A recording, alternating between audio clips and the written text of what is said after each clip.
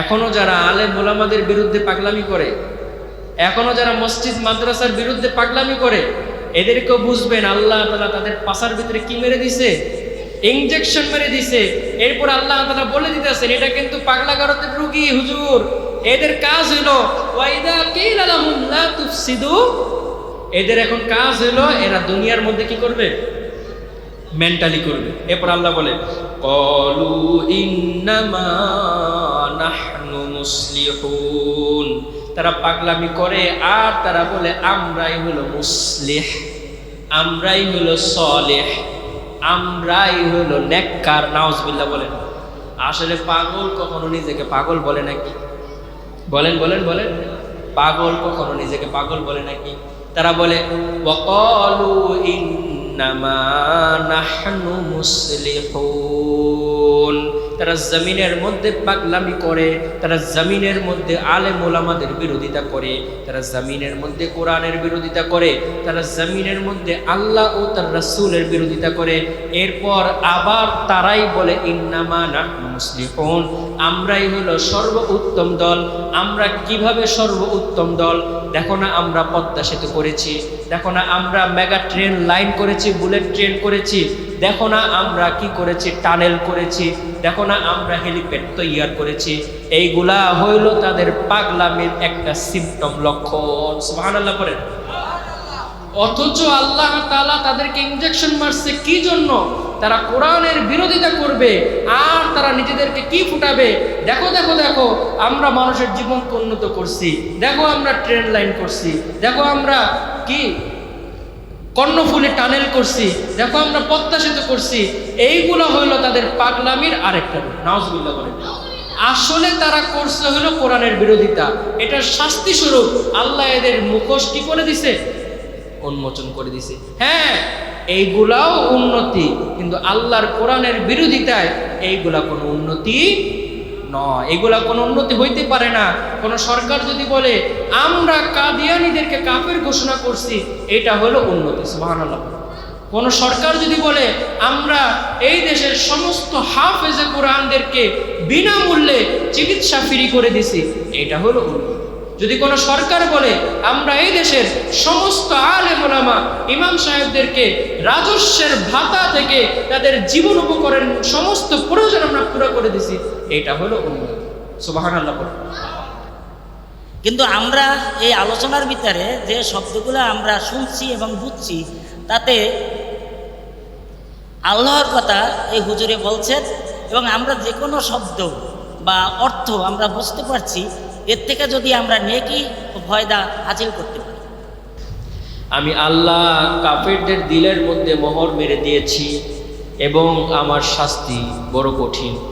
এটা কি বাংলা? বলেন তো। আমি আল্লাহ কাফেরদের দিলের ভিতরে মোহর মেরে দিয়েছি এবং আমার শাস্তি বিরাট কঠিন। শেষ। কয় লাইনে তর্জমা হইল? 4 লাইন। আমি আল্লাহ কাফেরদের দিলের ভিতরে কি মারছি? মোহর মারছি, এবং আমি তাদের কান চোখের মধ্যে মোহর মারছি, এবং আমি আল্লাহর শাস্তি বিরাট কঠিন। এই 3টা লাইনের তর্জমা কি? শেষ। এইবার আসেন আমরা ভিতরে ঢুকি। ভিতরে ঢুকার নাম হলো তাফসির। তাফসিরের অর্থ হলো খুলে দেওয়া, প্রকাশ করা, আলোকিত করা, প্রজ্বলিত করা, বুঝিয়ে দেওয়া, বুঝে নেওয়া। তাফসিরের অর্থ হইল হেদায়েতের আলোয় আলোকিত হয়ে যাওয়া। সুবহানাল্লাহ। এইবার দেখেন আল্লাহ তাআলা বলেছেন এটা একটা জাদু। আজকে আপনারা একটা জাদু দেখবেন। আপনারা সবাই জাদু দেখতে রাজি আছেন তো ইনশাআল্লাহ? এটা সত্য জাদু। দুনিয়ার জাদু ভেলকিবাজি না সত্য? বলেন বলেন। দুনিয়ার জাদু ভেলকিবাজি না সত্য? আরে ভেলকিবাজি জাদু যদি এত সুন্দর হয়, তাহলে আল্লাহর কালামের সত্য জাদু কতই না সুন্দর হবে। সুবহানাল্লাহ বলেন। জাদু কিভাবে? আমি আপনাদেরকে 3 লাইনে এর অর্থটা শুনায় দিছি। এরপরে তাফসির করার পরে আপনারা হাজার লক্ষ কোটি লাইন দিয়েও এই তাফসিরটা আপনারা বুঝতে পারবেন। মানে এটাকে আপনারা 3 লাইন এখন শুনলেন না। জাদু কি করে? একটা টুপি নেয়, কালো টুপি, এটার মধ্যে ছুমন্তর ছু কালিকুত্তার গু এটা বলে একটা ফু দেয়, এরপর এখান থেকে একটা কবুতর বের করে দেয়। এরকম করে না? এবার আবার এখান থেকে আবার একটা মুরগি বের করে দেয়, আবার একটা কি বের করে দেয়, আবার একটা কি বের করে দেয়। আসলে টুপির মধ্যে সব ছিল। টুপির মধ্যে কি ছিল? সব ছিল। আসলে সে দেখাইতে চায় যে একটা ছোট টুপির মধ্যে কত কিছু আমি গুছায় রাখতে পারি, এটাই হলো তার আসল আকর্ষণ। আসলে সে বলে না যে আমি বাহির থেকে আনছি, সে বোঝায় যে টুপির ভিতরে আমি কত কিছু লিপিবদ্ধ করতে পারি। তো আল্লাহ তাআলা কোরআনের ব্যাপারে বলছেন ইন্না মিনাল বায়ানি লা সিহরা, কোরআন হলো একটা জাদু। তো একটা ম্যাজিশিয়ান যদি একটা টুপির মধ্যে কবুতর, মুরগি, ডিম, আন্ডা এত কিছু রাখতে পারে, তাহলে আল্লাহ হলো আসল জাদুকর। সে একটা কোরআনের একটা অক্ষর, একটা হরফ, একটা লাইনের মধ্যে না জানি এই বিশ্ব মহাবিশ্ব কত কিছু আল্লাহ একটা লাইনের মধ্যে লুকায় রাখতে পারেন। পড়েন না সুবহানাল্লাহ। আল্লাহ যে রাখতে পারেন এ কথার বিশ্বাস আছে তো আমাদের? আচ্ছা, বিশ্বাস না থাকলেও সমস্যা নেই, এখন বিশ্বাস হবে ইনশাআল্লাহ। হুজুর এখন অনেক বড় বড় কথা বলছেন, পারলে জাদু দেখান। ম্যাজিশিয়ানরা জাদু দেখানোর আগে বড় বড় কথা বলে, কারণ সে জানে আমি যখন জাদু দেখাবো তখন সবাই আকর্ষিত হয়ে যাবে, তখন তার বড় বড় কথাগুলো প্রমাণিত হয়ে যায়। সুবহানাল্লাহ। তো আল্লাহ তাআলা বলতেছেন, দেখেন খতামাল্লাহু আলা কুলুবিহিম, আমি আল্লাহ রব্বুল আলামিন কাফেরদের দিলের ভিতরে মোহর মেরে দিলাম। এইবার দেখেন আজকে আমরা সূরা বাকারার ৭ নম্বর আয়াত থেকে যেই জ্ঞানের ভিতরে তাফসীর করব, যে বিষয়টা নিয়ে তাফসীর করব, ওই বিষয়ের নাম হলো আল্লাহ তাআলা রাসূলকে কিভাবে সহযোগিতা করেছেন। সুবহানাল্লাহ পড়েন। আজকের তাফসীরের মেইন বিষয় কি বলেন না? আল্লাহ রাসূলকে কিভাবে সহযোগিতা করেছেন। আপনারা জানেন রাসূল যখন সিজদা দিতেন, মক্কার কাফেররা উটের নাড়ি ভুড়ি ছোট না বড়? উটের নাড়ি ভুড়ি ছোট না বড়? হ্যাঁ, দুর্গন্ধ না সুগন্ধ? বলেন তো, দুর্গন্ধ না সুগন্ধ? আজকের জামানায় আপনারা যারা কুরবানি করেন, ওই যে পেটের নাড়ি ভুড়িটা আগের থেকে একটা কাজের মহিলাকে বরাদ্দ করে দেন, যে গরু কাটার সাথে সাথে এই ভুড়িটা নিয়ে তুমি এলাকায় ছাড়বা, ঠিক না? কোনো সম্মানিত ব্যক্তি ওই গরুর ভুড়িটাতে হাত দেয়?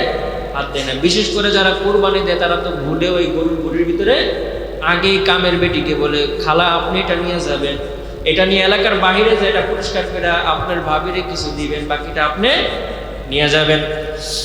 আল্লাহ রাসূল সাল্লাল্লাহু আলাইহি ওয়াসাল্লাম যখন মক্কার মধ্যে সিজদা দিতেন, কাফের মুশরিকরা এই উটের নাড়ি ভুড়িগুলো আমার রাসূলের মাথার উপরে নিয়ে আসতেন। জোরে পড়েন না নাউযুবিল্লাহ। কষ্ট না সত্য? কষ্ট সত্য, দুঃখ সবটাই। এইবার আল্লাহ রাব্বুল আলামিন রাসূল সাল্লাল্লাহু আলাইহি ওয়াসাল্লামকে আপনারা জানেন সান্ত্বনা দিয়েছে। সান্ত্বনা কিসের মাধ্যমে দিয়েছে? সান্ত্বনা রাসূলকে নারীর মাধ্যমে দেয় নাই, গাড়ির মাধ্যমে দেয় নাই, বাড়ির মাধ্যমে সান্ত্বনা দেয় নাই, টাকা পয়সার মাধ্যমে সান্ত্বনা দেয় নাই, বড় এমপি মন্ত্রী পিএস এর পদে দিয়া সান্ত্বনা দেয় নাই, অনেক বেশি মাল সম্পদ দিয়া রাসূলকে সান্ত্বনা দেয় নাই। রাসূলকে আল্লাহ তাআলা যেই জিনিসটা দিয়া সান্ত্বনা দিছে তার নাম হইল কোরআন। সুবহানাল্লাহ পড়েন।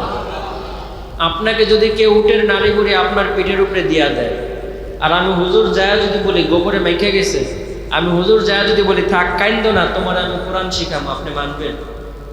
আপনি বলেন তো মানবেন? আপনি বলবেন আগে ওরে দুইটা চটকানা দিয়া লই, তারপরে কথা। তাহলে রাসূলের উপরেও উটের নাড়ি ভুড়ি দেওয়া হয়েছে, রাসূল তারে চটকানা দেয় নাই। আল্লাহ তাআলা তাকে যে জিনিসটা দিয়ে সান্ত্বনা দিছে তার নাম কোরআনের ভিতরে। আসলে এমন কিছু বিষয় আছে যা মানুষকে সর্বোৎকৃষ্ট কষ্টের মধ্যেও সান্ত্বনা দিতে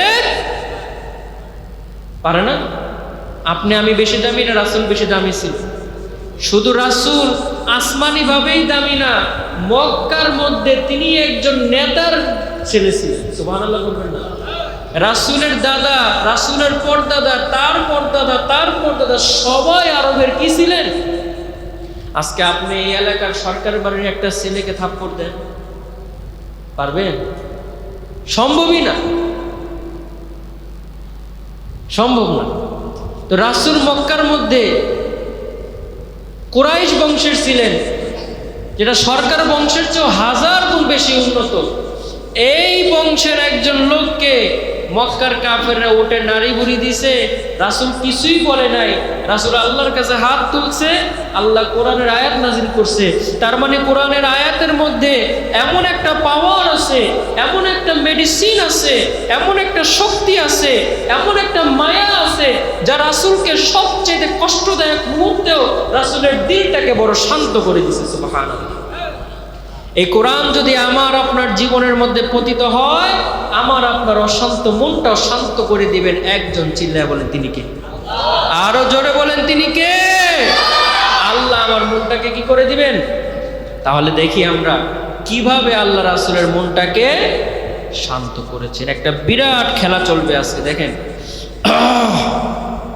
আল্লাহ তাআলা বলে খতামাল্লাহু আলা কুলুবিহিম। প্রথমে খতামা থেকে শুরু করি। খতামা এমন একটা শব্দ, যেই শব্দের সাথে মূল মিল রেখে কোরআনে আরো 8টা শব্দ আছে। কয়টা? একটা শব্দের সাথে মিল রেখে আরো 8টা শব্দ আছে। 1 নাম্বার আকতামা, 2 নাম্বার খবা, 3 নাম্বার ফারগত, 4 নাম্বার তুবিয়া, 5 নাম্বার আগলাক, 6 নাম্বার কুফলুন, 7 নাম্বার আকমালা, 8 নাম্বার হলো আতাম্মা। কয়টা বললাম? 8টায়। 8টা শব্দের যে কোনো একটা শব্দ খতামার বিপরীতে দিলে অর্থ একই থাকতো। আল্লাহ 8টা শব্দকে দেন নাই, দিছে কি? খতামা। এইবার শুনেন, খতামা হইল এমন একটা শব্দ যেটা আরবের মধ্যে সবচেয়ে নিকৃষ্ট মানুষের ব্যাপারে নামকরণ করা হয়। দেখবেন আপনারা, হুজুর তারাবি পড়ে, তারাবির মধ্যে যেই দিন 27-এর মধ্যে শেষ হয়, মিনাল জিন্নাতি ওয়ান নাস বলে সাথে সাথে আবার কি শুরু করে বলেন তো? আবার সূরা বাকারা শুরু করে দেয়। এর মানে কি? কোরআন কখনো খতম হইতে পারে না। সুবহানাল্লাহ পড়ে। আমরা বলে কোরআন খতম করছি, দূর মিয়া, কোরআন খতম করার সাধ্য আসেনি তোমার। ইউরিদুনা আইয়ুতফিউ নূরাল্লাহি বিআফওয়াহিহিম। যারা কোরআনকে খতম করতে চেয়েছিল তাদেরকেই আল্লাহ খতম করে দিয়েছেন। সুবহানাল্লাহ পড়ে। যারা কোরআনকে বুকে লালন করেছেন, আল্লাহ তাআলা তাদেরকে স্টেবলিশড করে দিয়েছেন। সুবহানাল্লাহ। তাহলে কোরআন কি খতম হয়? কোরআন খতম হইতে পারে? আমরা কেউ বলবো না কোরআন খতম করেছি, বলবো? আমরা বলবো কোরআন পড়েছি। সুবহানাল্লাহ করে। আমরা কি বলবো? কোরআন পড়েছি। কোরআন খতম হয়? যেখানে শেষ হবে ওখান থেকে আবার শুরু হবে। এবার দেখেন, খতামা এটার অর্থ হইল সর্বনিকৃষ্ট। হ্যাঁ, আর এটার সাথে আরো 8টা শব্দ আছে, আল্লাহ একটাও ব্যবহার করে নাই, বলছেন খতামা। এরপরে আল্লাহ বলছেন কি? আল্লাহ খতামা, খতামাল্লাহ। আল্লাহ, চিল্লায়া বলেন আল্লাহ। এই যে আল্লাহ বললাম, আল্লাহর আরো কয়টা নাম আছে বলেন তো মুসলমান? আরো কয়টা আছে? হুয়াল্লাহুল গফফারুল কাহ্হারুল ওয়াহ্হাবুর রাজ্জাকুল ফাত্তাহুল আলিম। আল্লাহু লা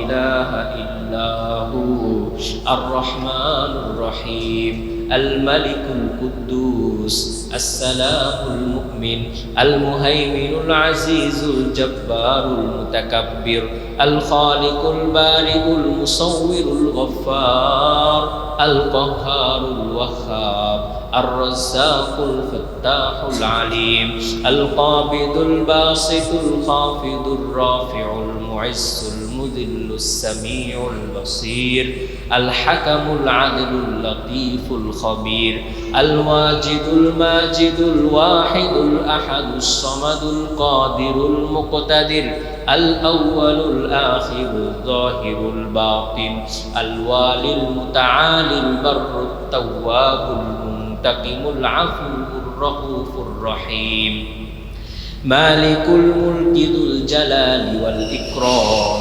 المقسط الجامع الغني الماني المغني الضار النافع النور الهادي البديع الباقي الوارث الرشيد الصبور سبحان الله।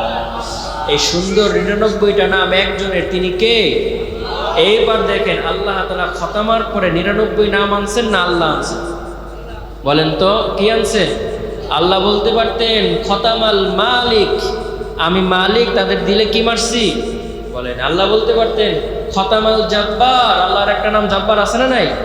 আল্লাহ বলতে পারতেন খতামাল জাব্বার, আমি জাব্বার, তাদের দিলের মধ্যে কি মারছি? আল্লাহ বলেন। আল্লাহ বলতে পারতেন খতামাল রহমান, আমি রহমান, তাদের দিলের ভিতরে মোহর মারছে, বলছে নাকি? আল্লাহ বলতে পারতেন খতামাল কাদির, আমি শক্তিশালী আল্লাহ, তাদের দিলের ভিতরে মোহর মারছে, বলতে পারতেন কিনা? বলেন নাই। আল্লাহ বলছেন খতামাল্লাহ, কি বলছেন?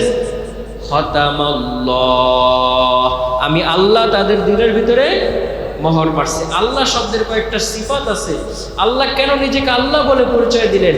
অনেক মুফাসসিরিনে কেরাম বলেন আল্লাহ ইসমুল জাওয়ামি লিকুল্লি সিফাত, আল্লাহ হচ্ছে এমন একটা নাম যেটা তার সমস্ত নামকে একত্রিত করে এক জায়গায় নিয়ে আসলে যেটা হয় তার নাম হইল আল্লাহ। মানে শক্তিশালী, আল্লাহ মানে বরকতদাতা, আল্লাহ মানে মালিক, আল্লাহ মানে বিচার করনেওয়ালা, আল্লাহ মানে রাগ করনেওয়ালা, আল্লাহ মানে খাওয়ানেওয়ালা, আল্লাহ মানে জীবন দেনেওয়ালা, আল্লাহ মানে মন দেনেওয়ালা, আল্লাহ মানে বাম্বু মেরে ঠান্ডা করনেওয়ালা। সব কিছু কিসের মধ্যে আছে? আল্লাহর মধ্যে আছে। আল্লাহ নাম সব কিছুর উপরে কি শালী? শক্তিশালী। আল্লাহ নাম আল্লাহর সব কিছুর উপরে কি? শক্তিশালী। আল্লাহ তাআলা বলছেন খতামাল্লাহু, আমি আল্লাহ আমার সর্বশক্তিকে একত্রিত করে আমি তাদের দিলের ভিতরে কি মানলাম? বলেন তো কঠিন না সহজ? ভয়াবহ না আনন্দের? হ্যাঁ, আমরা তখন কি জানছিলাম? যে আল্লাহ মোহর মারছে। আর এখন কি জানলাম? শুধু আল্লাহ মারে নাই, আল্লাহর সমস্ত শক্তি গুণবাচক নাম একত্রিত করে আল্লাহ তাদের দিলের ভিতরে কি মারছে? আরো শোনেন, আল্লাহর একটা নাম কি আছে? বলেন রহমান। আল্লাহর একটা নাম কি আছে? রহমান। রহমান শব্দের অর্থ হইল দয়ালু। সুবহানাল্লাহ পড়েন। রহমান শব্দের অর্থ হইল দয়ালু। দয়ালু আল্লাহ যদি তাদের দিলের ভিতরে মোহর মেরে থাকে, আর কোন আল্লাহ আছে তাদেরকে বাঁচাতে পারবে? একটা স্বল্প কাহিনী শুনেন। একজন বাবা, সে এলাকার চেয়ারম্যান, সে বাড়িওয়ালা, সে এলাকার মেম্বার, সেই এলাকার চেয়ারম্যান, সেই আবার থানার ওসি, সেই আবার তস্করের বিচারক, সে আবার উকিল, সে আবার সর্বোচ্চ বিচারক, সেই আবার সরকার। হইতে পারে কিনা? হইতে পারে। মানে একজন ব্যক্তি, ধরেন সে সরকার, মানে সে সরকার মানে সব ছোট ছোট পদ সে করার যোগ্যতা রাখে। সে এসপি, ডিসি, মহান বিচারক, এলাকার চেয়ারম্যান, এলাকার মেম্বার, বাড়িওয়ালা, সব কিছু হওয়ার যোগ্যতা রাখে না যে একটা সরকার হয়। তাহলে বুঝলাম যে একজন সরকার মানে সে এমন যে সে সব কিছুর কি রাখে? যোগ্যতা রাখে। এখন সে একজন বাবা, সে একজন বাবা। এখন তার ছেলে করছে চুরি। তার ছেলে কি করছে? এখন বড় বড়দের ছেলেরা চুরি করলে এটাকে চুরি বলে না, আসলে তারাও কিন্তু চুরি করে। তাদের এটাকে বলা হয় মানি লন্ডারিং। কি বলা হয়? Money laundering. এটাও একটা চুরি, আসলে তারা শাস্তি দেয় না। এখন একজন ব্যক্তি দেশের সর্বোচ্চ পদে আছে, তার ছেলে চুরি করছে। চুরি করার পরে বাবা তাকে বাঁচাবে, তো বাঁচাবে কি কইরা? বাবা নিজেই ওই চুরির সাক্ষী। বাবা নিজেই কিসের সাক্ষী? ওই চুরির সাক্ষী। এরপরে বাবা নিজে এসপি হইয়া তাকে হ্যান্ডকাপ লাগাইছে। কথা বুঝেননি? বাবা নিজে মেম্বার হইয়া তার এই চুরির সাক্ষী হয়েছে, এবং বাবা নিজে তাকে হ্যান্ডকাপ লাগাইছে। এবং কোর্টের বিচারককে বাবাই কোর্টের বিচারক। সে বাবা নিজেই তাকে কি দিছে? অর্ডার দিছে। এবং তার কাছে যে কেউ আর্জি পেশ করবে, কিভাবে পেশ করবে? বাবা নিজেই তো এই চুরির সাক্ষী, তো তার কাছে কেউ আর্জি পেশ করতে পারবে? এরপরে যদি চান সরকারের কাছে কোনোভাবে ঘুষ টুস দিয়া তাকে ফিরাই দিব, বাবাই সরকার।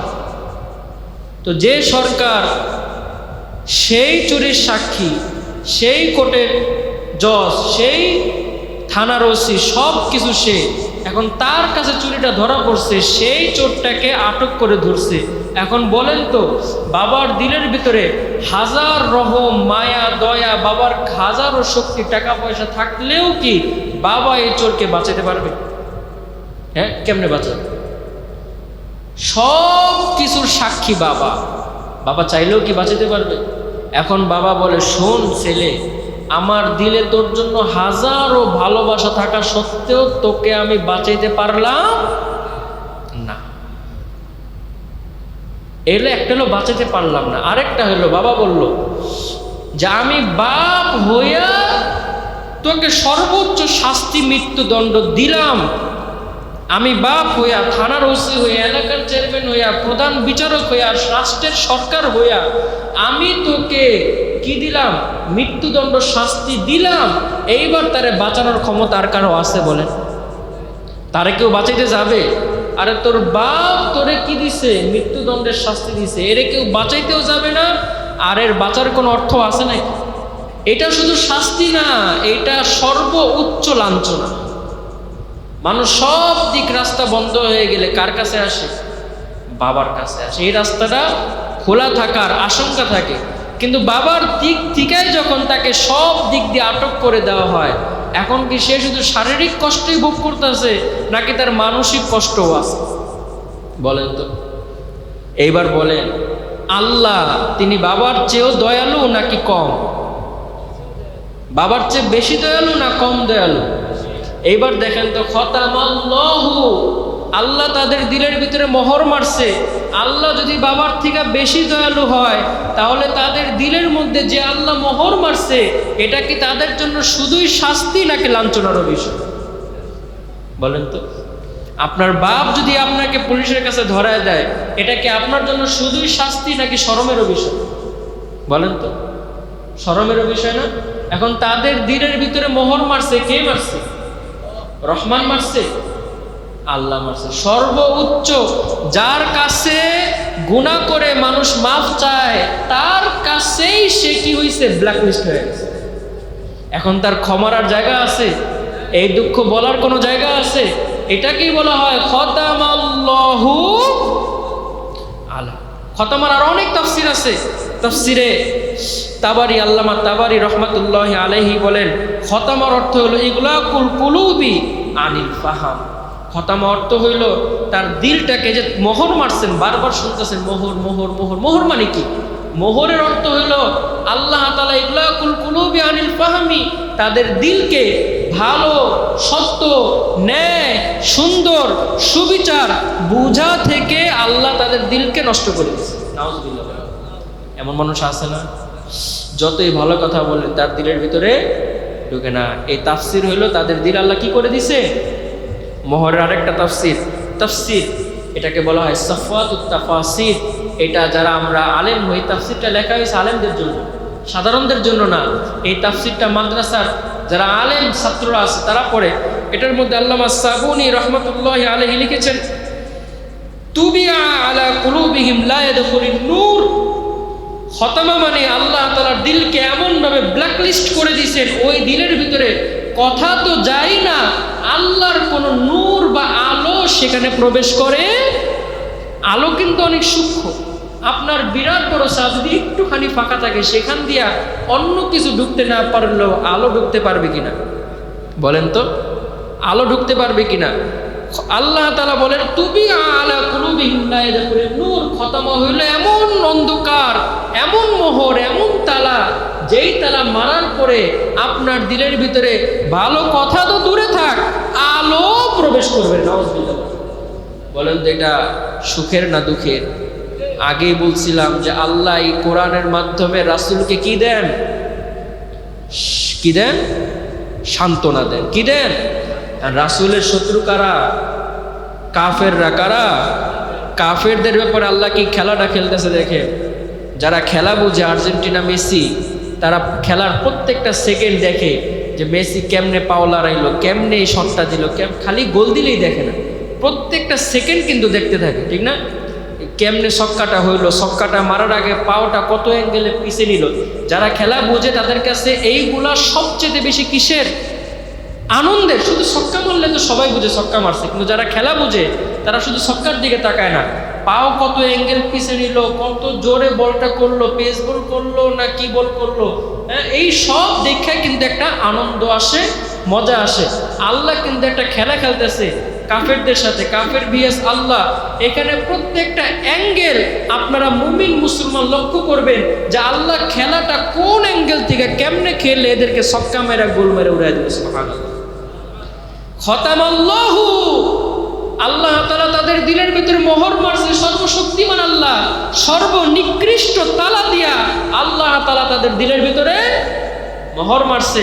খতামার আর অনেক শব্দ আছে, যদি আল্লাহ বলতেন ফারগ আলা কুলুবিহিম, আমি তাদের দিলটার মধ্যে ফারেক করে দিছি, এর অর্থ হলো কিছুক্ষণ সময়ের জন্য আল্লাহ তাদের দিলটা বন্ধ করছে, ব্ল্যাক লিস্টে ফেলাইছে, আবার তাকে চ্যাট লিস্টে আনতে পারে। আল্লাহ বলছেন খতামা কখনো সম্ভব না।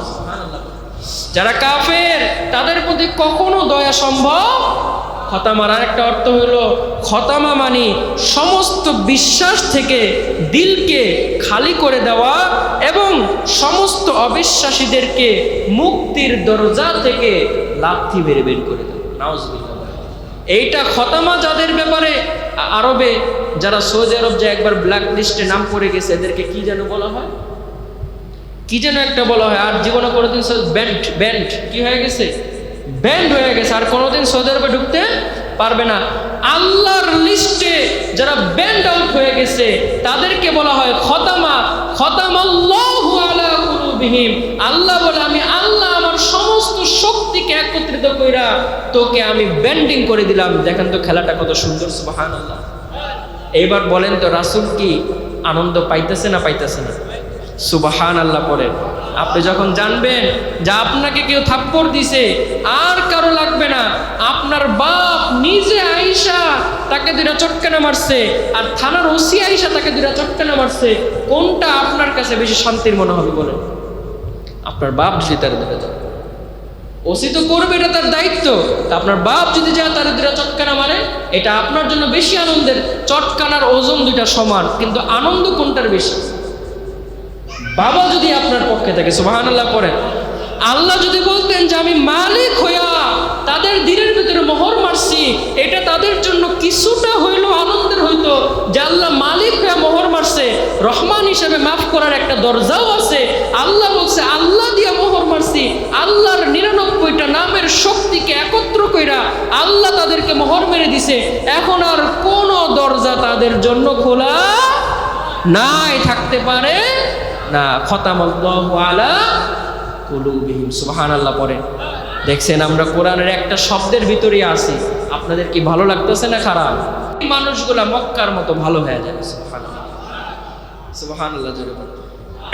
আল্লাহ বলছেন খতামাল্লাহু আলা কুলুবিহিম।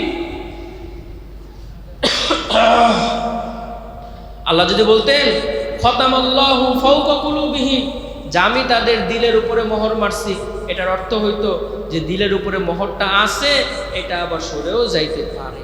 আলা শব্দের 5টা অর্থ আমরা গত সপ্তাহে শুনেছিলাম। একটা অর্থ হলো আলা শব্দের একটা অর্থ হলো প্রতিষ্ঠিত হওয়া, আলা শব্দের একটা অর্থ হলো নিজের শক্তির মধ্যে নিয়ে নেওয়া, আলা শব্দের একটা অর্থ হলো স্থায়ী হওয়া, আলা শব্দের একটা অর্থ হলো ক্ষমতাবান হওয়া, আলা শব্দের একটা অর্থ হলো চিরস্থায়ী হওয়া। আল্লাহ বলে আমি স্থায়ীভাবে, আমি চিরস্থায়ীভাবে আমি তাদের দিলের ভিতরে মোহরটাকে শুধু মারি নাই, মোহরটাকে আজীবনের জন্য আমি আল্লাহর সমস্ত ক্ষমতাকে একত্রিত করে তাদের দিলের ভিতরে প্রতিষ্ঠিত করে দিয়েছি। নাউজুবিল্লাহ। মানে আর্জেন্টিনা ব্রাজিলকে এমন ভাবেই গোল খাওয়াইছে যে তারা পরবর্তী ম্যাচেও আর আসতে পারবে তো দূরের কথা, তারা এই পুরা বছর আগামী 10 বছরও তারা খেলায় আর আসতে পারবে না। এমন কিছু খেলা হয় না, এমন কিছু খেলা হয় না, যদি আমি এতটা বুঝি না, কিন্তু মাঝে মাঝে বুঝি যে এমন ভাবে তারা কি খাইছে, গোল খাইছে, যে এই আগামী 10 বছরও তারা আসতে পারবে। এই এই এই আল্লাহর ওলিরা এমন ভাবে গোল খাইছে, আগামী 100 বছরও তাদের আসার সম্ভাবনা। এই গোল আর সাধারণ হাইরা যাওয়ার গোল কিন্তু এক না।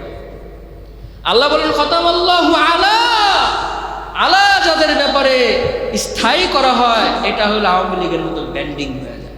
নাউজুবিল্লাহ। কুলুবিহিম, তাদের কলবের মধ্যে আমি এমন ভাবে মোহরটা মেরে দিছি যে তাদের আর ফিরে আসার কোনো সামর্থ্য নাই। এবার আল্লাহ তাআলা বলে ওয়া আলা সামঈহিম, কলবের মধ্যে মোহর মারার পরে আল্লাহ তাআলা বলে আমি আল্লাহ তাদের কানের মধ্যে মোহর মেরে দিয়েছি। কিসের মধ্যে? এইবার একটা সুচিন্তিত চিন্তা আপনাদেরকে বলবো।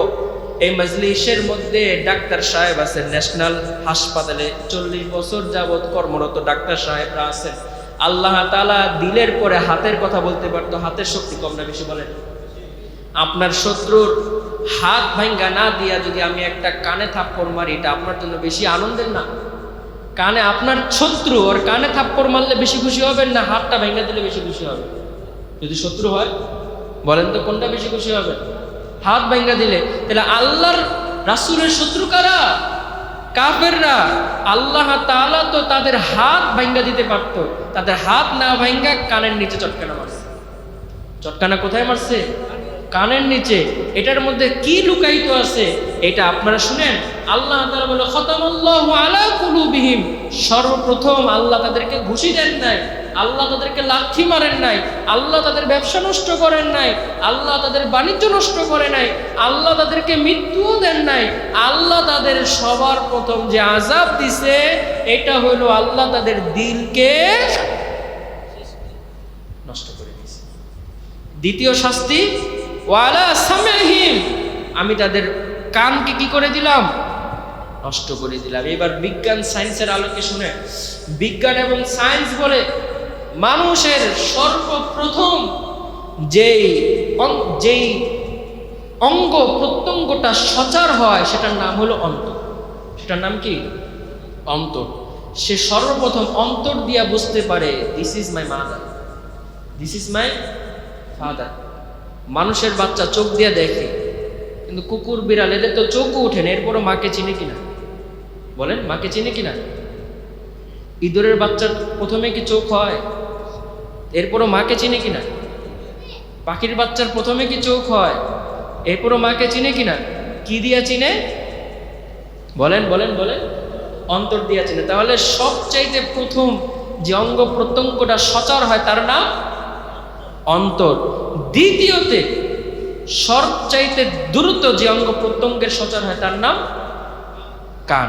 কারণ বাচ্চা যে কথা বলে চোখে দেখা কথা বলে না কানে শুনে শুনে? বলেন তো।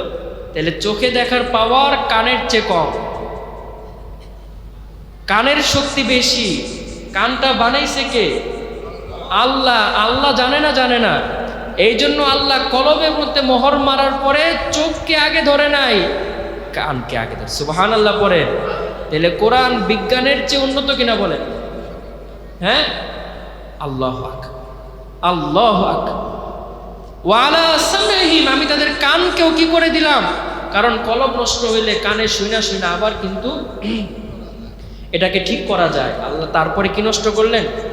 কান। এরপরে আল্লাহ ধরছেন ওয়ালা আবসারিহিম, এরপরে আমি তাদের চক্ষু, তাদের প্রথমে ধরছে দিল। তুই আমার বন্ধুর সাথে বেয়াদবি করছিস। বেয়াদবিটা কার সাথে করছে বলে?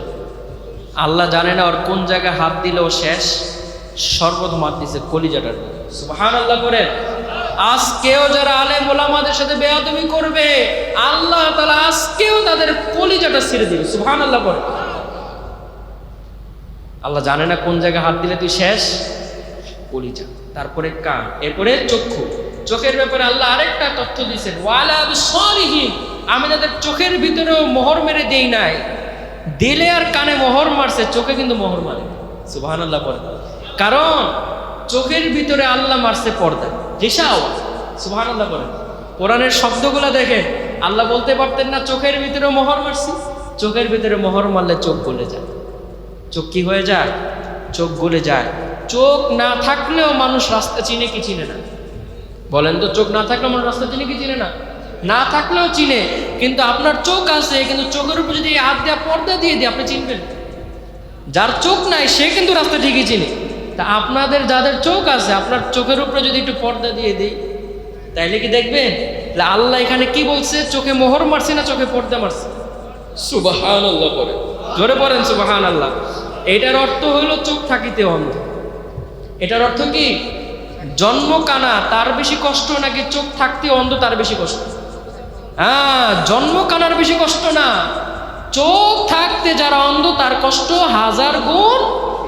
এই জন্য আল্লাহ বলছে ওয়ালা আবসারিহিম গিশাওয়া, সুবহানাল্লাহ, তাদের চোখের মধ্যে আমি পর্দা মেরে দিয়েছি। এখানে আরেকটা অর্থ আছে, আল্লাহ বললেন তাদের সবার চোখ, সবার চোখ মানে তাদের সবার দুটা চোখ। কিয়ামত পর্যন্ত যত মানুষ আল্লাহর রাসূলের সাথে বিরোধিতা করবে, আলেম ওলামাদের সাথে বিরোধিতা করবে, আল্লাহর কোরআনের সাথে বিরোধিতা করবে, তাদের সবার চোখের উপরে পর্দা মেরে দিয়েছেন কে? আল্লাহ বললেন সবার দুইটা চোখে পর্দা মারছি।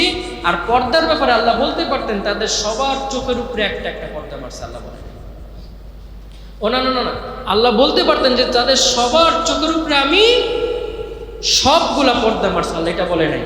আল্লাহ বলছে তাদের সবার চোখের উপরে আমি একটা পর্দা মেরেছি। একটা পর্দার অর্থ কি? আল্লাহ কাফের মুরতা মুশরিক ইহুদিদেরকে আল্লাহ তাআলা যেই পর্দা মেরে দিছে, আজকে থেকে কিয়ামত পর্যন্ত যারা ইসলামের বিরোধিতা করবে বুঝতে হবে তাদের চোখে যেই পর্দা, ওই একই পর্দা আল্লাহ আজকের যুগের মানুষের চোখেও মেরে দিছে। নাউজুবিল্লাহ। ওয়ালা আবসারিহিম গিশাওয়া ওয়া লাহুম আযাবুন আযীম। এরপরে আল্লাহ রাব্বুল আলামিন বলে তাদের জন্য শাস্তি রয়েছে বিরাট। সুবহানাল্লাহ বলেন। কাফেরদেরকে আল্লাহ এমন ভাবে খেলা দিতেছে, আপনারা খুশি না বেজা? জোরে বলেন খুশি না বেজা? জোরে বলেন খুশি না বেজা? এইবার আরেকটা খেলা দেখেন, আল্লাহ তাআলা বলে নাই ওয়ালাহুম আযাবুন আলীম, আল্লাহ বলছে ওয়ালাহুম আযাবুন আযীম। আলীম শব্দটা সাধারণত সমস্ত ভালো কাজে ব্যবহার হয়। আপনারা যখন নামাজ পড়েন, যখন রুকুতে যান, তখন কি পড়েন? রব্বিয়াল আলা রব্বিয়াল আযীম, রব্বিয়াল আলা রব্বিয়াল আযীম পড়েন কি না? পড়েন তো, সুবহানা রব্বিয়াল আযীম, সুবহানা রব্বিয়াল আযীম। উত্তম না অনুত্তম? উত্তম না অনুত্তম? তাহলে এই শব্দটার সাধারণ অর্থ আল্লাহ তাআলা উত্তম জায়গায় ফিট করে, কিন্তু এখানে কাফেরদের ব্যাপারে আল্লাহ কেন ফিট করলেন? আল্লাহ বলতে পারতেন ওয়ালাহুম আযাবুন আলীম, আমি তাদেরকে অনেক শাস্তি দিছি। আলিম বলা হয় জাহান্নামের শাস্তিকে। জাহান্নাম শাস্তির জায়গা না আনন্দের জায়গা? জোরে বলেন তো, শাস্তির জায়গা না আনন্দের জায়গা? তো শাস্তির জায়গায় শাস্তি পাওয়া তো সাধারণ কথা। আপনাকে যদি জেলে নিয়ে দুটা চটকানা মারে আর এইখানে সবার সামনে দুটা চটকানা মারে, বলেন তো কোনটা বেশি কষ্টের হবে? হ্যাঁ, চটকানা কিন্তু দুইটা একই, কিন্তু স্থানের কারণে কষ্টটা কিন্তু বেশি হয়, কিন্তু চটকানা দুইটা একই। মাঝে মাঝে অনেক উন্নত মানুষকে ধরতে আসে, তারা বলে ভাই আপনি যান, আমি আপনার পিছে আইতেছি, আমাকে হ্যান্ডকাপ পরানোর দরকার নাই। কারণ কি? কষ্টের চেয়ে লজ্জাটা বেশি। আল্লাহ তাআলা বলছেন ওয়ালাহুম আযাবুন আযীম, আলীম হলো জাহান্নামের শাস্তি আর আযীম হলো দুনিয়ার শাস্তি। নাউযুবিল্লাহ। জাহান্নামের শাস্তি জাহান্নামে দিলে তবুও মানা যায়, জাহান্নামের শাস্তি যদি দুনিয়ার মধ্যে দেয়, এটা শাস্তি এবং লাঞ্ছনা, বঞ্চনা এবং শরম লজ্জা সব কিছু একত্রিত হইয়া শাস্তি বাড়ছে না কমছে? বলে তো আল্লাহ তাআলা তাদেরকে শাস্তি কি বেশি দিছে না লাঞ্ছনা সহ শাস্তি দিছে? ওয়ালাহুম আযাবুন আযীম, এটা হলো মোটামুটি খতামার তাফসীর। এবার আমি আপনাদেরকে আয়াতটা পড়ে আবার বাংলাটা বলবো। খতামাল্লাহু আলা কুলুবিহিম ওয়া আলা সামঈহিম ওয়া আলা আবসারিহিম গিশাওয়া ওয়া লাহুম আযাবুন আযীম। তাফসীরের শুরুতে আপনারা এর অর্থ করেছিলেন মাত্র 3 লাইনে। আল্লাহ তাদের দিলের ভিতরে, কানের মধ্যে, চোখের মধ্যে মোহর মারছে এবং আল্লাহর শাস্তি বিরাট কঠিন। বলেন তো এখন কি এইটাকে আপনারা 3 লাইনে বলতে পারবেন? বলেন বলেন বলেন, এখন কি 3 লাইনে বলা সোজা? এর মধ্যে কত বিশদ আলোচনা আছে, ঠিক না? তো যারা খেলা বুঝে তাদের দিল কিন্তু অলরেডি আনন্দিত হয়ে গেছে যে আল্লাহ কাফেরদেরকে কেমন ভাবে কি করতেছে, প্যাকেট করে গোল করে পাঠায় দিয়েছে। সুবহানাল্লাহ। দ্বিতীয় আয়াতে আল্লাহ তাআলা বলে ওয়া মিনান নাসি মান ইয়াকুলু আমান্না বিল্লাহ ওয়া বিল ইয়াউমিল আখির ওয়া মা হুম বিমুমিনিন।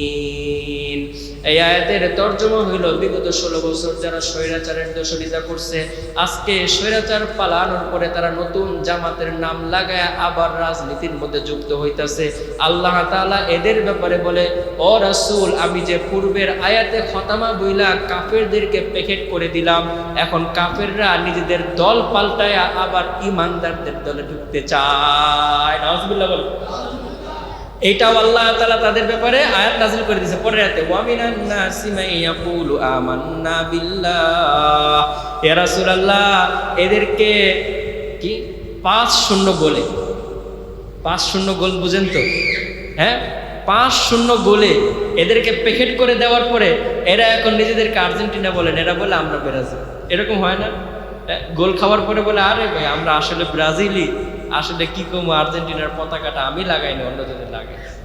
গোল খাওয়ার পরে এখন কাফেরদেরকে আল্লাহ যে গোল দিল, কঠিন খতামা দিয়ে গোল দিল, গোল দেওয়ার পরে এখন তারা কি ঈমানদারদের দলে ঢোকার কথা বলতেছে। কোরআন বলতেছে ওয়া মিনান নাস, কিছু মানুষ মাইয়াকুলু বলে আমান্না বিল্লাহ, আমরা আল্লাহর উপরে ওয়া বিল ইয়াউমিল আখির, এবং আখিরাতের উপরে ঈমান আনছে। আর আল্লাহ বলে ওয়া মা হুম বিমুমিনিন। ইয়া রাসূলুল্লাহ, এরা কিন্তু আসলে আওয়ামী লীগ, এদের কথা শুনেন না, ওয়া মা হুম বিমুমিনিন, এরা কিন্তু আসলে ঈমানদার। এদের পরিচয়টা তুলে ধরছে একজন, তিনি কে?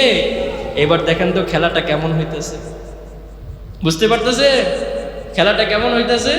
আল্লাহ তাআলা এবার তারা যে মুনাফিকের লেবাস লাগায়া, আল খেল্লা মাল খেল্লা লাগায়া আবার এই আরেক জামাতের ভিতরে ঢুকতে লইছিল, আল্লাহ এটাও কি করে দিছেন? ইন্টারন্যাশনাল ওয়েবসাইট মিডিয়ার মাধ্যমে আল্লাহ এই ভিডিওগুলো কি করে দিছেন? প্রকাশ করে দিছেন। সুবহানাল্লাহ পড়েন। এইবার তারা কি বসে আছে? বসে নাই। এইবার তারা আবার সুলুম পাল্টাইছে। এটা বলতেছে কোরআন, ইউখাদিউনাল্লাহা ওয়াল্লাযীনা আমানু ওয়া মা ইয়াখদাউনা ইল্লা আনফুসাহুম ওয়া মা ইয়াশউরুন। সুবহানাল্লাহ পড়েন। প্রথমে আওয়ামী লীগ যখন ভাগছে তখন বিএনপিতে ঢোকার চেষ্টা করছে, বিএনপি থেকেও তাদেরকে ভাগান্বিত করছে, এরপরে জামাতে ঢোকার চেষ্টা করছে। জামাতে যখন ঢুকছে এখন আল্লাহ আবার বলতেছে ইউখাদিউনাল্লাহ। অনেক শয়তানকে দেখছি যাওয়ার পরে দাড়ি এত বড়, আগে ছিল দাড়ি এত বড়, মানে যাওয়ার পরে দাড়ি কাটছে কেউ, দাড়ি রাখছে কেউ, মানে সুলুম পাল্টানি। আল্লাহ বলছে ইউখাদিউনাল্লাহ। ইয়া রাসূলুল্লাহ, খাদা আরবের ভাষায় বলা হয় গুই সাপের ফাঁদকে। কোন সাপের ফাঁদকে? আরবের মধ্যে তো গুই সাপ ছিল না তখন। আপনারা ষান্ডার নাম শুনছেন না? ষান্ডা একটা প্রাণী, ওরকম একটা প্রাণী। এরা হলো গিরগিটির মতো কি পাল্টাইতো? সুলুম পাল্টাইতো। এদেরকে বলা হয় খাদা। আরবের ভাষায় এদেরকে কি বলা হইতো? খাদা। এরা আরবের মরুভূমির মধ্যে সুলুম পাল্টায় বসে থাকতো। যখনই কোনো বকরি টকরি যাইতো আস্তে করে কি মারতো? সবল মারতো। আপনারা দেখছেন অনেক সাপ, অনেক শিয়াল, শিয়াল কি করে? একদম আস্তে করে বসে থাকে। মুরগি টুরগি গেলে কি মারে? সবল মারে। এটাকে আরবের ভাষায় বলা হয় খাদা, আর আমাদের ভাষায় কি বলা হয়? উৎপেতে বসে থাকে, এরকম একটা। তো তারা যারা আজকে দেশ থেকে বিতাড়িত হয়েছে, তারা এখন কি দেশে ঢোকার জন্য বিভিন্ন পায় তারা কিন্তু তারা করতেছে, কখনো সেনাবাহিনীর মাধ্যমে, কখনো অমুক দলের নেতার মাধ্যমে, কখনো কোনো দলের নেতাকে বেশি বেশি টাকা খাওয়ায় তারা কিন্তু ঢোকার চেষ্টা করতেছে। আল্লাহ তাআলা তাদের ব্যাপারে বলেন ইউখাদিউনাল্লাহা, এ নবী তারা কিন্তু আপনার জন্য উত পেতে বসে আছে। ইয়াখদাউনা ওয়া মা ইয়াখদাউনা, আর আল্লাহ বলে তারা কি উৎপাতবে, আমি আল্লাহ তাদের উপরে ওত পেতে রেখেছি। সুবহানাল্লাহ বলেন। ওয়া মা ইয়াখদাউনা ইল্লা আনফুসাহুম, আমি আল্লাহ তাদের নফসের উপরে ওত পেতে রেখে দিয়েছি। ওয়া মা হুম ইয়াশউরুন, আমি আল্লাহ যে তাদের উপরে সিসি ক্যামেরা লাগায় দিছি এইটা কিন্তু তারাও জানে না। সুবহানাল্লাহ পড়েন। আল্লাহু আকবার। ওয়ামা ইয়াখদাউনা ইল্লা আনফুসাহুম ওয়ামা ইয়াশউরুন। খেলাটা জমছিনি বলেন, খেলাটা জমছিনি। এইবার আল্লাহ তাআলা বলে ফি কুলুবিহিম মারাদ। এইবার তারা 5-0 গোলে যখন প্রতারিত হয়ে গেছে, এইবার আল্লাহ তাআলা বলতেছে ফি কুলুবিহিম মারাদ। যখন 5-0 গোলে গোল খাইছে, এবার যারা 0 গোল খাইছে, এবার তারা আর্জেন্টিনারে জিগায় এই ভাই আজকে এমন খেলাটা কেমনে খেললাম? তখন তারা বলে ভাই এখন তো খেলা শেষ। এখন বলতেছে তোমাদের এই এই সমস্যা ছিল, বলে না? খেলা শেষ হওয়ার পরে বলে না যে এখন তো ট্রফি পাইয়াই গেছি, এখন ভাই বলো তো কি সমস্যা, আমাদের কি এমন হয়েছিল, আমাদের কেউ কি ঘুষ খাইছিল, আমাদের কেউ কি ঘুমায় গেছিল, মানে তোমরা এমন কি করলা, খেলা তো শেষ, বলো। এইবার আল্লাহ তাআলা কিন্তু তাদেরকে অলরেডি সব জায়গা থেকে প্যাকেট করে দিয়েছে। প্রথমে তারা কাফের ছিল, কাফেরদের ব্যাপারে আল্লাহ খতমা দিয়া তাদেরকে প্যাকেট করছে। এরপরে তারা সুলুম বলতে নিজেদেরকে ইমানদার দাবি করছে, আল্লাহ তাআলা বলছে ওমা হুম বিমুমিনিন, তারা কিন্তু ইমানদার না, এখান থেকেও তারা বাদ। এরপরে তারা উৎপাতা মানে বুঝেন 5ই আগস্টের পরে যে জায়গায় জায়গায় সন্ত্রাসী হামলা হয়েছে, এই দেশটাকে তারা আমেরিকার মাধ্যমে বুঝাইছে যে দেখেন আমি আওয়ামী লীগ সরকার যাওয়ার পরে এই দেশে শুধুই অরাজকতা আর অরাজকতা, আমাকে আপনারা আবার আনেন, আমি এই দেশে আবার শান্তি ফিরে আনবো। এই যে একটা সঠিক উৎপাতা, এটাকে বলা হয় ইউফাদা। নাউজুবিল্লাহ। মানুষের স্বর্ণ চুরি করছে, মানুষকে হত্যা করছে, ওইখানে লুণ্ঠন করছে, ওইখানে হাঙ্গামা লাগাইছে, এইখানে কি করছে, হিন্দুদের বাড়িঘর জ্বালায় দিছে, আর বলছে মুসলমানরা করছে। এটাকে কি বলা হয়? ইউফাদা। এটার অর্থ হলো তারা সর্বদিক দিয়ে পরাজিত। যারা সর্বদিক দিয়ে পরাজিত হয় তারা ইউফাদা, উৎপাতে। আর আল্লাহ তাআলা তাদের পরাজয় আর উৎপাতার যে দৃশ্য, যে ছবি, যে ভিডিও, যে অডিও ক্লিপ, আল্লাহ বারবার এটা কি করেন, এটা প্রকাশ করে দেয়। সুবহানাল্লাহ। সবচেয়ে বড় নেট হলো আল কোরআন। কোরআনের মধ্যে আল্লাহ সবার তথ্য বিতথ্য কি করে দিছে, ভাইরাল করে দিছে। সুবহানাল্লাহ পড়ে। ইউখাদিউনাল্লাহা ওয়াল্লাযীনা আমানু, এ রাসূলুল্লাহ তারা কিন্তু ঈমানদারদের জন্য ফাঁদ পাতবে। ওয়ামা ইয়াখদাউনা ইল্লা আনফুসাহুম ওয়ামা ইয়াশউরুন। তারা ঈমানদারদের জন্য যতই ফাঁদ পাতুক না কেন, আমি আল্লাহ কিন্তু তাদের উপরে আরেকটা সিসি ক্যামেরা লাগায় রাখছি। সুবহানাল্লাহ। 5ই আগস্টের আগে বিগত 16 বছরে হাজার হাজার শত শত আলেম ওলামাকে আয়না ঘরের মধ্যে বন্দি করে বছরের পর বছর তাদেরকে নির্যাতন করেছে। আজকে আপনাদেরকে জিজ্ঞাসা করতে চাই, আলেম ওলামারা এই দেশে আছে না নাই? যারা নির্যাতন করছে তারাও আছে নাকি? হ্যাঁ, যারা নির্যাতন করছে তারা আছে নাকি? এটাকেই বলা হয় ওয়ামা হুম বি, কি লেখছে আল্লাহ? ওয়ামা ইয়াশউরুন। এটাকে আল্লাহ বলে ওয়ামা ইয়াশউরুন। আমি কিভাবে তাদের খেলাকে ভাইরাল করে দিব তারা নিজেরাও, ইয়াশউরুন মানে নিজেরাও বুঝবে না। 5ই আগস্টের দিন যেমন হবে এইটা কিন্তু তারা কল্পনাও সম্ভব না। আমরা মানুষই তো কল্পনা করতে পারি না, তারা কেমনে কল্পনা করবে? এটাকেই বলা হয় ওয়ামা ইয়াশউরুন। সুবহানাল্লাহ পড়ে। আল্লাহ এখনো পারে কি পারে না?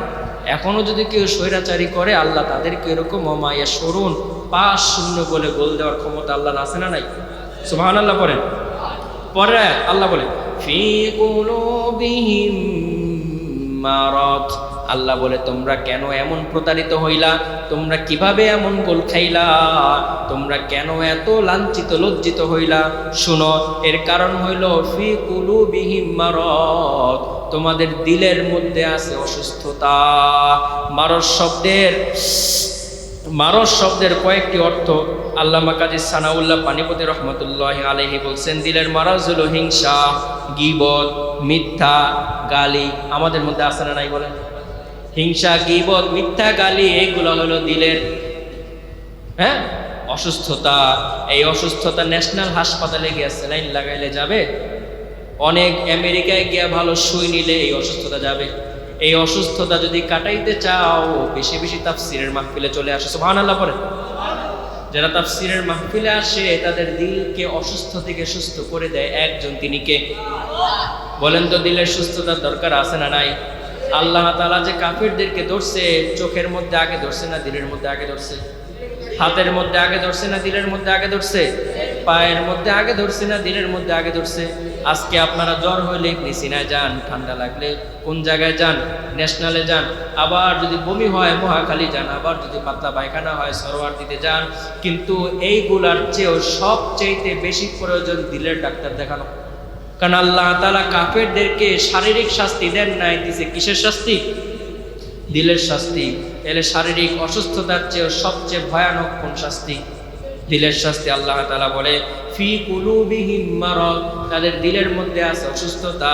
আর আল্লাহ তাআলা বলে ফি কুলুবিহিম মারাদুন ফাযাদাহুমুল্লাহু মারদা, তারা যতই এই দিলের অসুস্থতা নিয়ে ঘুরে আমি আল্লাহ তাদের অসুস্থতা আরো বেশি বাড়ায় দেই। নাউজুবিল্লাহ বলে। জ্বর আসছে, এখন যদি আপনি মাথায় পানি না ঢালেন দিন দিন জ্বর বাড়বে না কমবে? বলেন তো, বাড়বে না কমবে? বাড়বে না? পাতলা পায়খানা হয়েছে, এখন যদি আপনি আরো বেশি ফুচকা চটপটি খান বাড়বে না কমবে? আল্লাহ তাআলা বলে ফি কুলুবিহিম মারদা, আমি তাদের দিলের ভিতরে অসুস্থতা দিয়ে দিয়েছি।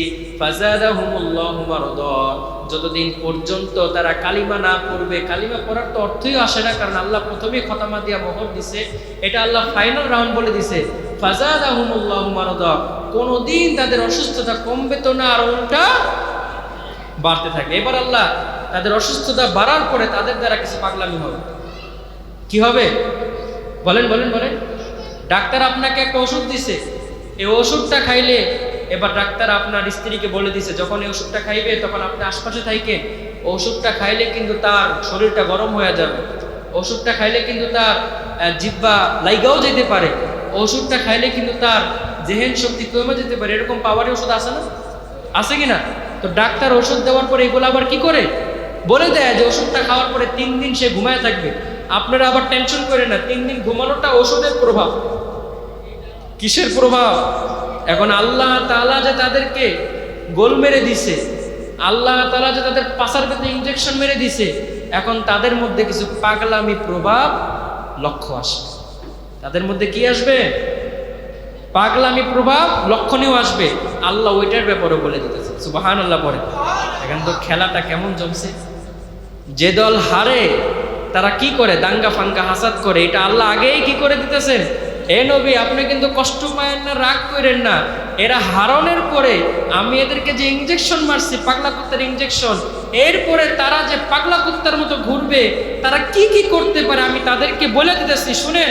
তাদেরকে তারা করবে হইল وَإِذَا قِيلَ لَهُمْ لَا تُفْسِدُوا فِي الْأَرْضِ, আমি আল্লাহ তাদের পাছার মধ্যে ইনজেকশন মারার পরে তারা এই জমিনের মধ্যে ধ্বংস ফাসাদ শুরু করবে। নাউজুবিল্লাহ। এই তথ্য কে দিছে?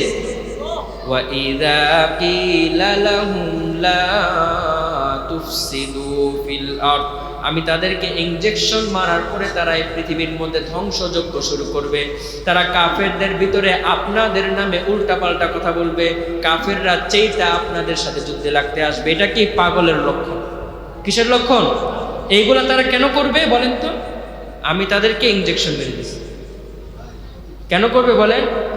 এখনো যারা আলেম ওলামাদের বিরুদ্ধে পাগলামি করে, এখনো যারা মসজিদ মাদ্রাসার বিরুদ্ধে পাগলামি করে, এদেরকেও বুঝবেন আল্লাহ তাআলা তাদের পাছার ভিতরে কি মেরে দিছে? ইনজেকশন মেরে দিছে। এরপর আল্লাহ তাআলা বলে দিতেছেন এটা কিন্তু পাগলাগারদের রোগী হুজুর, এদের কাজ হলো ওয়াইদা কিলা লাহুম লা তুফসিদু,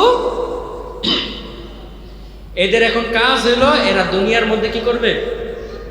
মেন্টালি করবে। এরপর আল্লাহ বলে ক্বালু ইন্নামা নাহনু মুসলিহুন, তারা পাগলামি করে আর তারা বলে আমরাই হলো মুসলিহ, আমরাই হলো সলেহ, আমরাই হলো নেককার। নাউজুবিল্লাহ বলেন। আসলে পাগল কখনো নিজেকে পাগল বলে নাকি? বলেন বলেন বলেন। পাগল কখনো নিজেকে পাগল বলে নাকি? তারা বলে ওয়াকালু ইন্নামা নাহনু মুসলিহুন। তারা জমিনের মধ্যে পাগলামি করে, তারা জমিনের মধ্যে আলেম ওলামাদের বিরোধিতা করে, তারা জমিনের মধ্যে কোরআনের বিরোধিতা করে, তারা জমিনের মধ্যে আল্লাহ ও তার রাসূলের বিরোধিতা করে। এরপর আবার তারাই বলে ইন্নামা নাহনু মুসলিহুন, আমরাই হলো সর্বোত্তম দল। আমরা কিভাবে সর্বোত্তম দল? দেখো না আমরা পদ্মা সেতু করেছি, দেখো না আমরা মেগা ট্রেন লাইন করেছি, বুলেট ট্রেন করেছি, দেখো না আমরা কি করেছি, টানেল করেছি, দেখো না আমরা হেলিপ্যাড তৈয়ার করেছি। এইগুলা হইল তাদের পাগলামির একটা সিম্পটম, লক্ষণ। সুবহানাল্লাহ পড়েন। অথচ আল্লাহ তাআলা তাদেরকে ইনজেকশন মারছে কি জন্য? তারা কোরআনের বিরোধিতা করবে আর তারা নিজেদেরকে কি ফুটাবে, দেখো দেখো দেখো আমরা মানুষের জীবনকে উন্নত করছি, দেখো আমরা ট্রেন লাইন করছি, দেখো আমরা কি কর্ণফুলী টানেল করছি, দেখো আমরা পদ্মা সেতু করছি। এইগুলো হইল তাদের পাগলামির আরেকটা রূপ। নাউজুবিল্লাহ বলেন। আসলে তারা করছে হলো কোরআনের বিরোধিতা। এটার শাস্তি স্বরূপ আল্লাহ এদের মুখোশ কি করে দিছে? উন্মোচন করে দিছে। হ্যাঁ, এইগুলাও উন্নতি, কিন্তু আল্লাহর কোরআনের বিরোধিতায় এইগুলা কোনো উন্নতি নয়। এগুলা কোনো উন্নতি হইতে পারে না। কোন সরকার যদি বলে আমরা কাদিয়ানীদেরকে কাফের ঘোষণা করছি, এটা হলো উন্নতি। সুবহানাল্লাহ। কোন সরকার যদি বলে আমরা এই দেশের সমস্ত হাফেজে কোরআনদেরকে বিনামূল্যে চিকিৎসা ফ্রি করে দিছি, এটা হলো উন্নতি। যদি কোনো সরকার বলে আমরা এই দেশের সমস্ত আলেম ওলামা ইমাম সাহেবদেরকে রাজস্বের ভাতা থেকে তাদের জীবন উপকরণ সমস্ত প্রয়োজন আমরা পুরো করে দিছি, এটা হলো উন্নতি। সুবহানাল্লাহ। চাউল বরাদ্দ আছে না নাই বলেন? দেশের চিনি বরাদ্দ আছে না নাই বলেন? তাদের জন্য কারেন্ট গ্যাস বরাদ্দ আছে না নাই বলেন? তাদের জন্য আর্মি ক্যাম্প বরাদ্দ আছে না নাই বলেন? আর্মিরা দেশকে পরের দেশের শত্রু থেকে বাঁচায়, আর আলেম ওলামা এই দেশের প্রতিটা মানুষকে আল্লাহর দ্রোহিতার শত্রুতা থেকে বাঁচায়। আপনারা বলেন আর্মিদের কাজ বেশি নাকি আমাদের কাজ বেশি?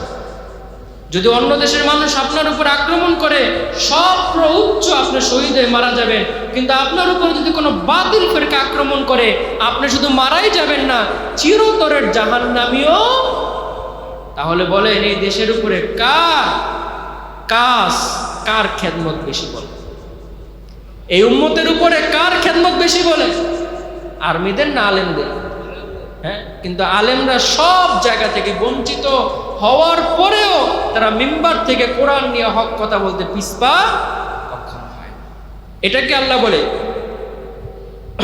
ইন্নামা নাহনু মুসলিহুন। মূলত তারা খুব ভালো নিজেকে রাগান্বিত করে রং ফং দিয়া ভংচং মাইরা তারা বলবে যে আমরাই কি ইসলাম পালনকারী, আমরাই ইসলাম প্রতিষ্ঠাতাকারী। কিছুদিন আগে এক দলের বিরাট বড় কর্নেল নাকি সে বলছে আমরা মওদুদের ইসলাম চাই না, আমরা মদিনার ইসলাম চাই। এটা হলো মুসলমানদেরকে তার প্রতি আকৃষ্ট করে ভোট নেওয়ার আরেকটা পায় তারা। যে ব্যক্তি বলে আমি মদিনার ইসলাম চাই তার মুখে দাড়ি থাকে না কিভাবে? যে ব্যক্তি বলে আমি মদিনার ইসলাম চাই তার পায়জামা টাকুর নিচে থাকে কি করে বলে? আপাদ মস্তক কাফেরদের সাথে সাদৃশ্য। এই ব্যক্তিও যদি বলে আমি মদিনার ইসলাম চাই, এটা আপনারা বুঝে নেবেন মুসলমানদের জন্য ইখাদিউন, গই সাপের মতো মুসলমানদের ব্যাপারে ফাঁক পেতে রাখছে। নাউজুবিল্লাহ বলে।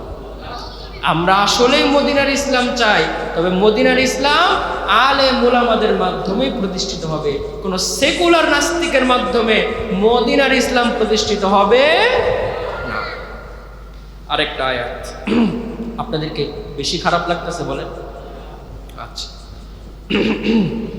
এবার আল্লাহ তাআলা বলেন আলা ইন্নাহুম হুমুল মুফসিদুনা ওয়ালাকিন লা ইয়াশউরুন।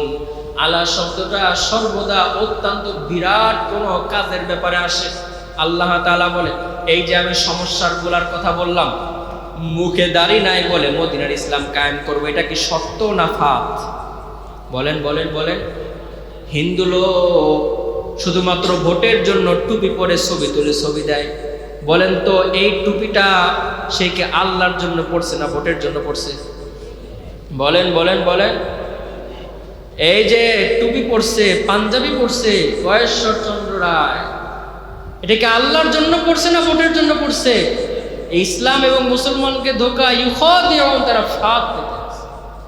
নাউজুবিল্লাহ বলে।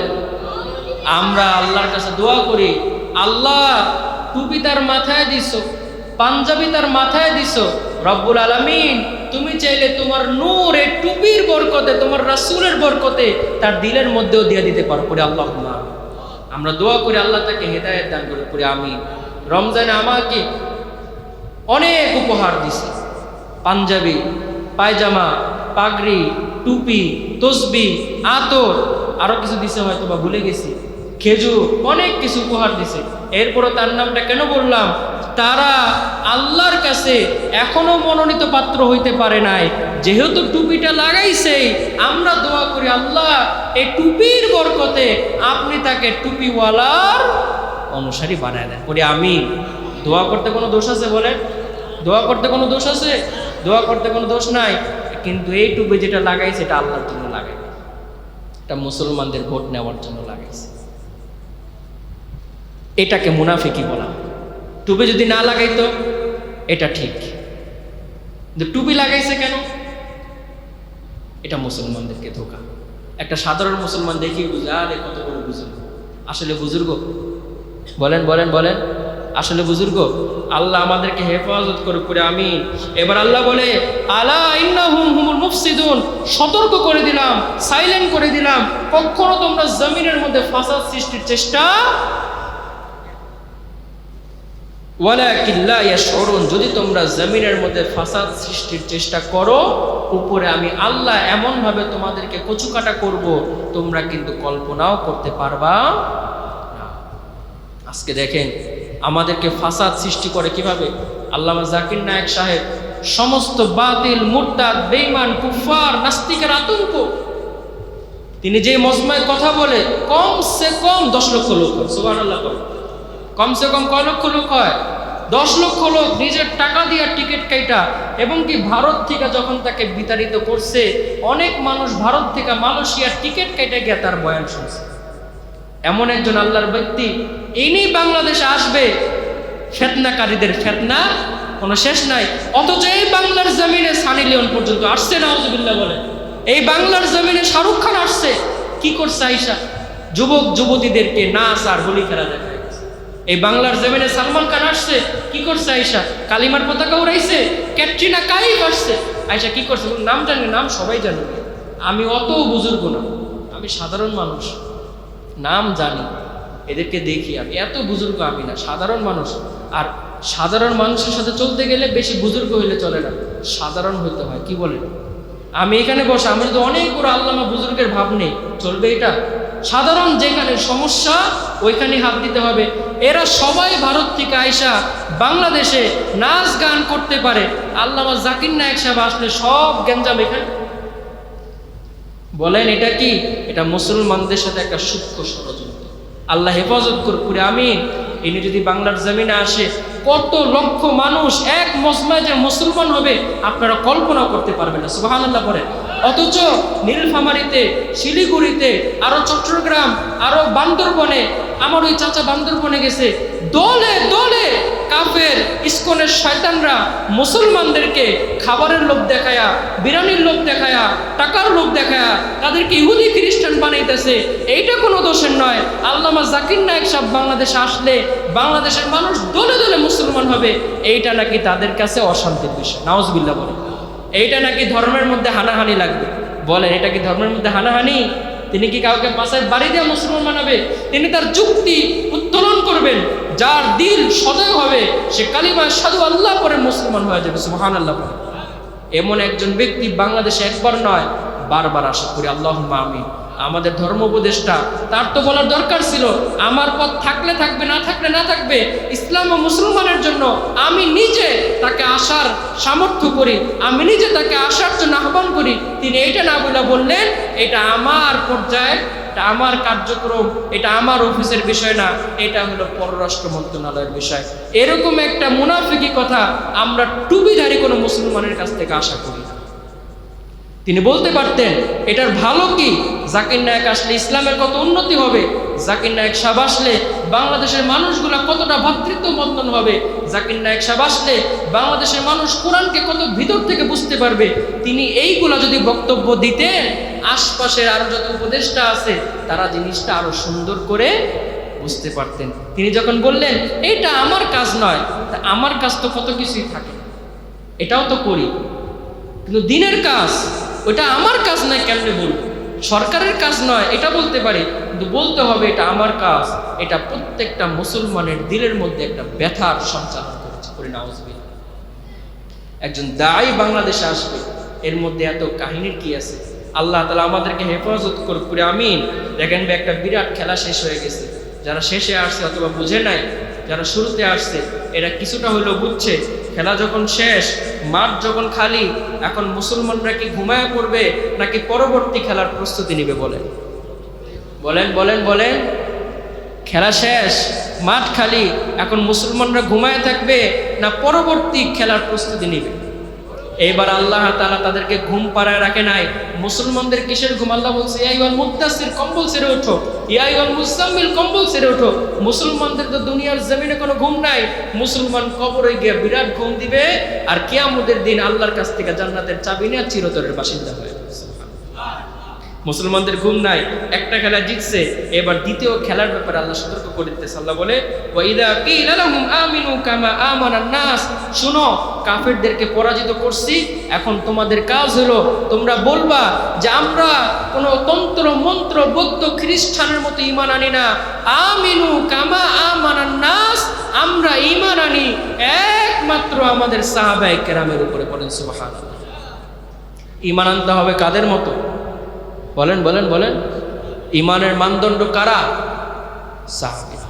আল্লাহ শিখাই দিয়েছে, বলো ওয়াইদা কিলা লাহুম আমিনু, আমরা ঈমান আনি কামা আমানান নাস, যেমন ভাবে সাহাবীরা আল্লাহর উপরে ঈমান আনছে।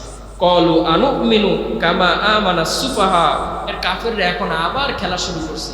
এরা বলে আমরা কি এমন মানুষের উপরে ঈমান আনবো? আলা ইন্নাহুম হুমুস সুফাহা ওয়ালাকিন লা ইয়ালামুন, যাদেরকে দেখতে গরীব দেখা যায়। সাহাবীরা গরীব ছিলেন না বড়লোক ছিলেন? হ্যাঁ, এইবার কাফেররা আবার খেলা শুরু করছে। আমরা কি এদের উপরে, আমরা এমন হুজুরের কথা শুনবো যে হুজুরের পাঞ্জাবিটা সিরা, বেতন 8,000, আরে এর কথা শুনে আমরা কি করব? ইউটিউব ফেসবুক আরো বড় ভালো ভালো বক্তাদের ওয়াজ শোনা যায়। শুনেন ভাই, পৃথিবীতে অনেক ডাক্তার আছে, কিন্তু আপনি যার কাছে ডাক্তার দেখাইছেন তার কাছ থেকে ওষুধ যেটা নিয়েছেন এটা আপনার জন্য কাজ হবে। আমেরিকার ডাক্তার বক্তব্যে বলছে না পাখান, ওইটা খেলে আপনার জ্বর ভালো হবে না, কারণ যে আপনাকে পরীক্ষা করছে সে পরীক্ষার মাধ্যমে আপনাকে ওষুধ দিছে। আমেরিকার ডাক্তার ওষুধ দিছে কিন্তু আপনাকে পরীক্ষা করে নাই। আপনার মসজিদের ইমাম সে জানে আপনার চলাফেরা কেমন, সে জানে আপনি কোন দিকে যাইতেছেন, সে আপনার চেহারা দেখলেই বুঝে যায় আপনি কোনো বাতিল ফিরকার সাথে মতবিরোধ করতেছেন কিনা, সে আপনার কথা শুনলেই বুঝে যায় আপনি কোনো উল্টাপাল্টা সংস্থার সাথে জড়িত আছেন কিনা, সে আপনার ফেসবুক পোস্ট দেখলেই বুঝে যায় আপনার ভিতরে আলেম বিদ্বেষ আছে কিনা। এইগুলা দেখা সে আপনার মসজিদে সমস্ত মানুষের ঈমান আর আমলকে হেফাজতের জন্য ওই কথাগুলাই বলে যেই কথাগুলা তার এলাকার জন্য প্রযোজ্য। সুবহানাল্লাহ। আজকে যে কথাগুলো আমরা বললাম এগুলো আমরা এমন ভাবেই বললাম যেটা আসলে প্রথমে আপনার আমার জন্য প্রযোজ্য। আল্লাহুম্মা আমিন বলেন।